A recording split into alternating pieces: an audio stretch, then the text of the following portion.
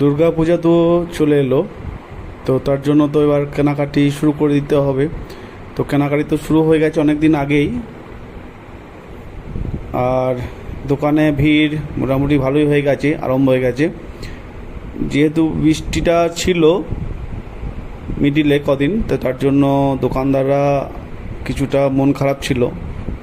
যারা ক্রেতা তাদেরও মন খারাপ ছিল, তারা যেতে পারছিল না।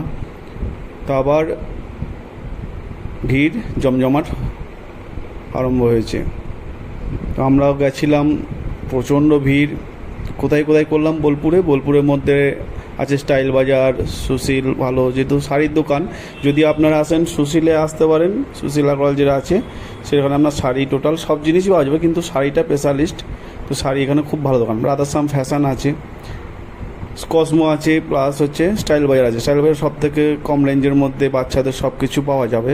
তো এইগুলোতে আমরা বাজার করলাম, কিছুটা অনুপমে ঢুকেছিলাম, হয়তো সেইভাবে হয়নি, কিন্তু যেগুলোতে আমরা করেছি সেগুলো আমরা বললাম আর কি।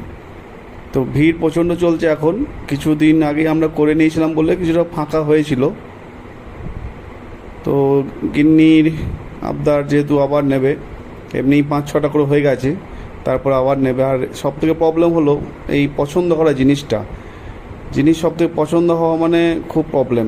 তো আমি তো চুপচাপ ভিডিও করি বসে বসে, ওদের দেখতে হয়। তারপরে এই দোকান থেকে সেই দোকান, সেখান থেকে আবার চলে আসি স্টাইল বাজার থেকে কসমো, এইসব করে বেড়াই। মিডলে কিছু খাবারও খাই। পুজোতে সবাইকে যেহেতু জিনিস দিতে হয়, তার জন্য সব দোকানেই ঘুরতে হয়। আর এই পুজোতে আমি সবাইকেই দিই গিফট, কারণ দুর্গা পুজো হচ্ছে সব থেকে বড়ো পুজো আমাদের, কিছুটা সময় লাগে। তো এই দোকানগুলোতে আপনার ভিজিট করতে পারেন। এই দোকানে খুব ভালো জিনিসপত্র আছে, যে দোকানগুলো আমি নাম বললাম। আর পার্থ মন্দির আইকনকে ভালোবাসা দিতে হবে। ভালোবাসা দিতে গেলে কি করতে হবে? লাইক, শেয়ার, সাবস্ক্রাইব অতি অবশ্যই করতে হবে। আর ভিডিওটা আশা করি সবার ভালো লেগেছে। ভালো থাকবেন।